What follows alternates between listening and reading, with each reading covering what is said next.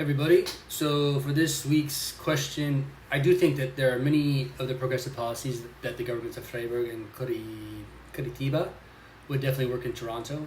Really, these policies, even if not everyone understands them, are really a win for the city in terms of cost savings and creating more resilience as a city. They can better adapt to the changing environment in years and decades to come. And it's also a win for the environment, as these policies would reduce reliance on resources and also produce less waste. The two biggest obstacles I see in implementing some of these policies will be to make sure there's enough funding and investment allocated to the implementation of these policies.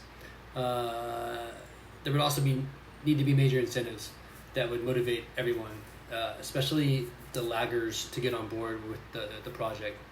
And those incentives obviously have to be well thought out, because there's going to be a bunch of different people on different levels of commitment and different levels of their willingness to embrace these policies that are going to need to be implemented sooner or later.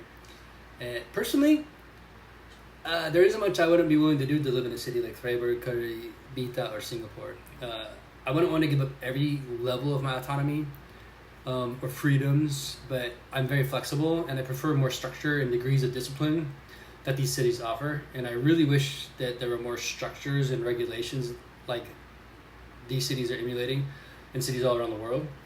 There are some things I would not want to give up, but I think that most of what I consider freedom, on those levels, is rather just being allowed to engage in frivolous activities and behaviors that actually don't really affect my level of happiness anyways.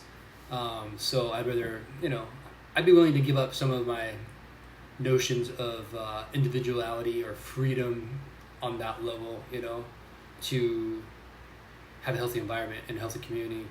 And just, I don't know, as time goes on, I just realize more and more it's about being in a healthy society, healthy friendships, healthy environments, healthy, sunsets. Those simple things make me more happy than a lot of the things I would consider like freedom in our American notion of it. Cool. Thanks, guys.